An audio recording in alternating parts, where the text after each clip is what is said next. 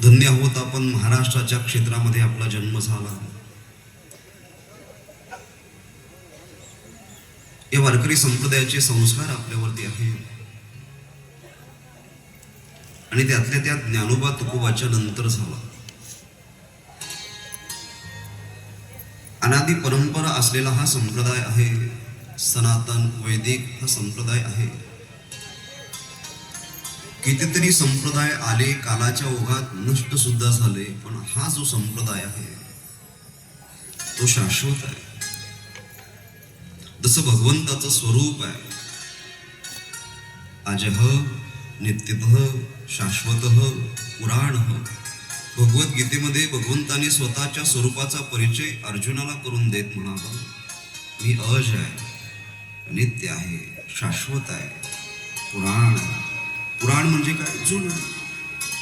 आपण जे ऐकतोय ते पुराण आहे, जुनं आहे.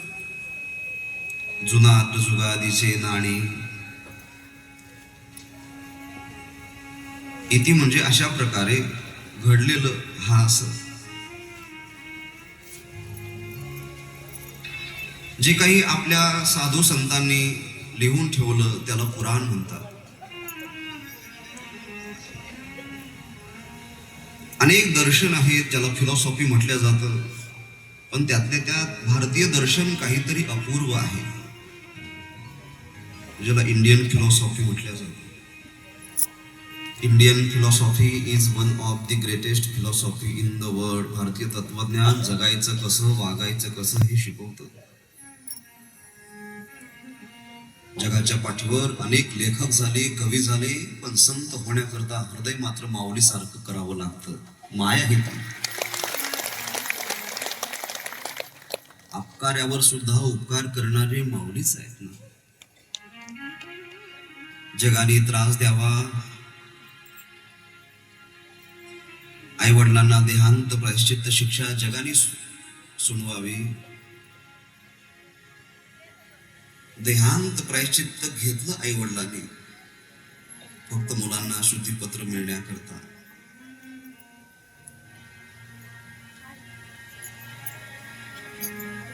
किती त्रास दिला व ज्ञानोबरायांना.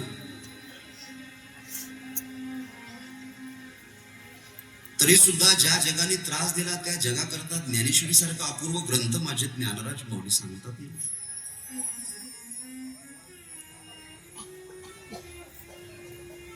अमृतानुभव, चांदेव 65, हरिपाठ हे जनसामान्य करता जन्माला आले. ज्या लोकांनी त्रास दिला त्याच लोकांकरता, त्याच लोकांचे हित व्हावं याकरता ज्ञानोबराय जगले. म्हणून ज्या भूमीमध्ये आपण जन्माला आलो ती काही सामान्य भूमी नाही, ती संतांची भूमी आहे, ती भगवंताची भूमी आहे, ती साधूंची भूमी आहे. भरतखंडे नरदेह प्राप्ती हे तो परमभाग्याची संपत्ती.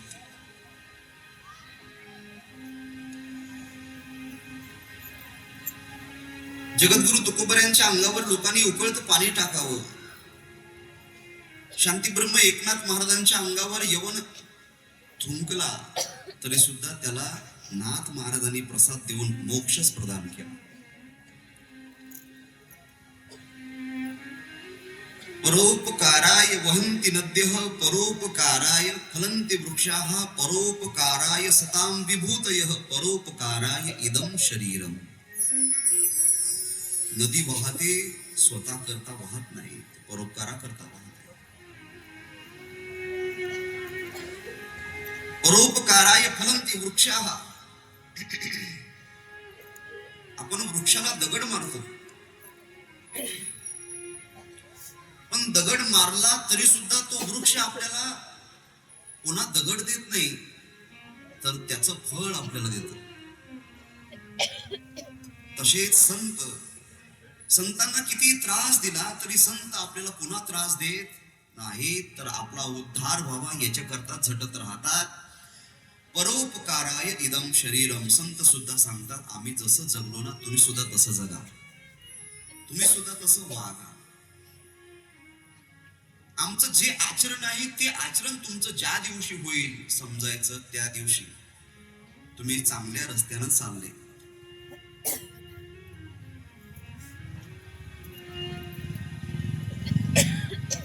संतांना खूप त्रास झाला, तरी सुद्धा संतांनी त्या त्रासाला न कंटाळता त्यांचा मार्ग सोडला नाही. आजकाल लोकांना त्रास झाला की लोक बात रस्ता बदलतात. कदाचित रस्ता बदलणाऱ्यांना रस त्यात नसेल.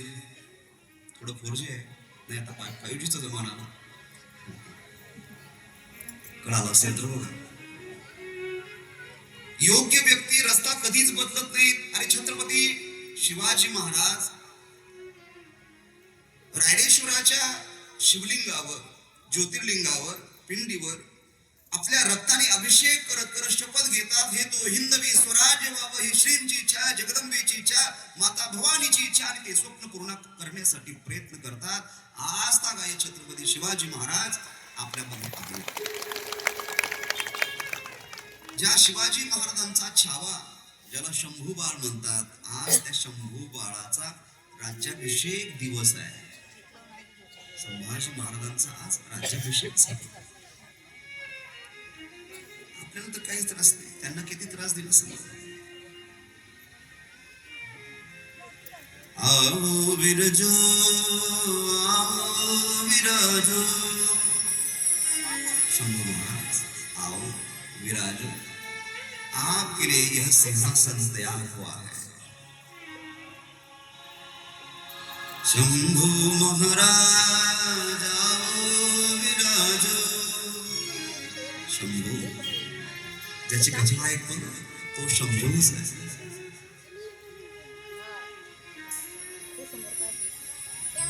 डोळे काढले, जे भूमिपुरी काढले, आलू जसं सोलतो तसं संभाजी महाराजांना सोडून काढलं.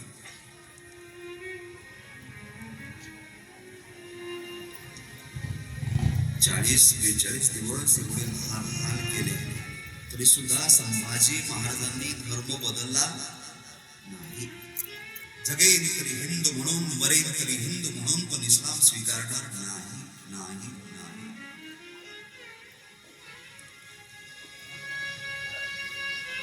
अशा शूरवीरांच्या देशामध्ये आपला जन्म आहे.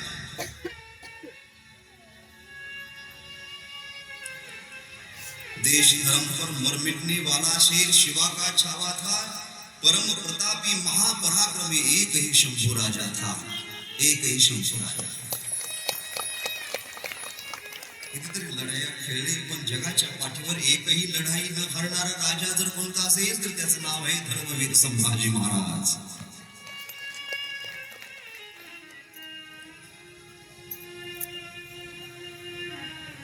रस्ता बदलला नाही त्यांनी.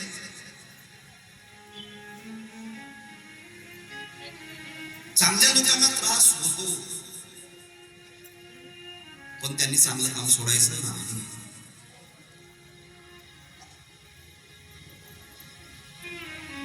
नदी वाहते तोपर्यंत पाणी शुद्ध असतं. ज्या दिवशी नदी थांबते मग ते पाणी घाण होतं, मग त्याच्यामध्ये मच्छर होतात, त्याच्यामध्ये जर धूळ आली, माती आली तर ते पाणी दूषित होतं. नदीने थांबायचं नाही, तसं संत महात्म्याने सुद्धा थांबायचं नसतं, चांगल्या माणसाने थांबायचं नसतं. कितीही त्रास दिला समाजाने तरी त्यांचा त्रास, त्यांच्या शिव्या एक ना एक दिवस मन परिवर्तित होऊन तुमच्या डोक्यावर फूल म्हणून जरूर बनते.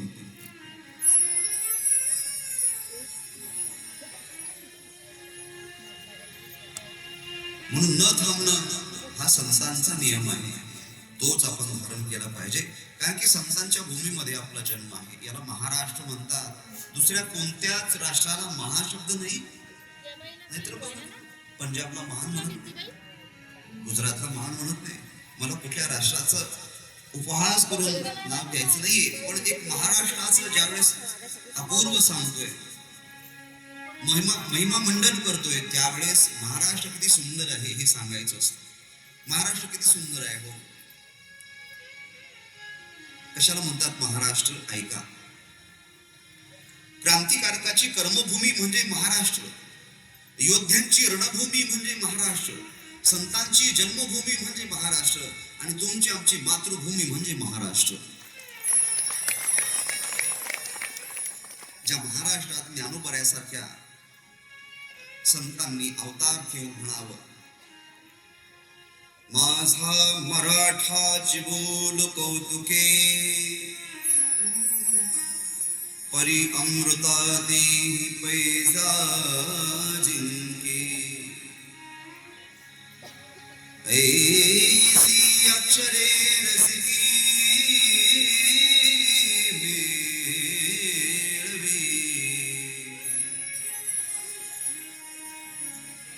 आम्ही मराठी, आम्हाला स्वाभिमान आहे आमच्या मराठी असण्याचा. मराठी म्हणजे जात नाही. ऐका ऐका, पंजाब मधले पंजाबी, गुजरात मधले गुजराती, राजस्थान मधले राजस्थानी, तसेच महाराष्ट्रातले सगळे मराठी. मला गर्व आहे मी मराठी असल्याचा. माझ्या ज्ञानोबऱ्यांनी संस्कृत मध्ये नाही सांगितले ज्ञानेश्वरी, तर मराठी मध्ये सांगितले ज्ञानेश्वरी.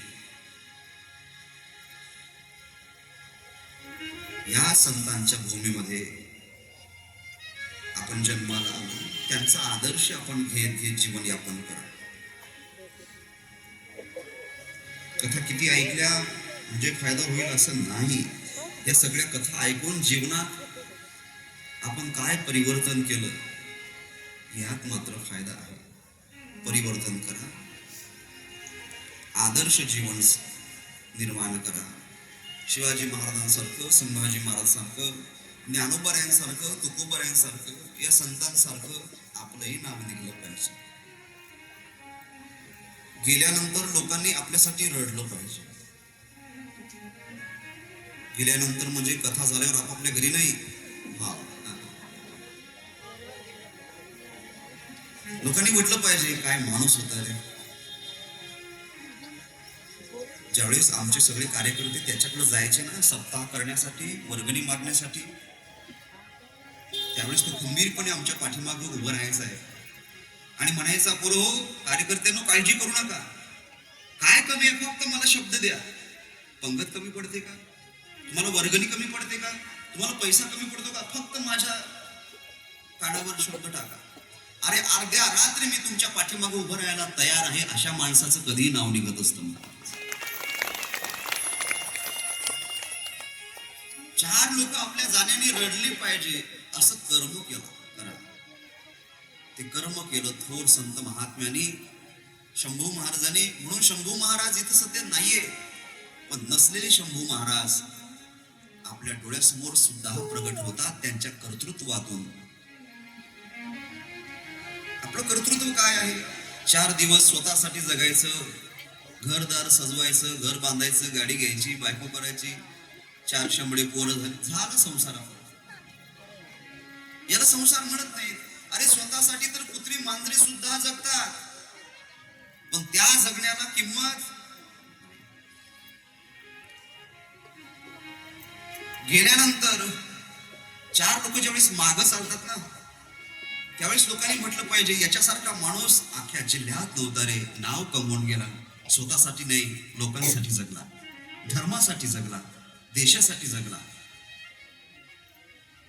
नाव निघलं पाहिजे.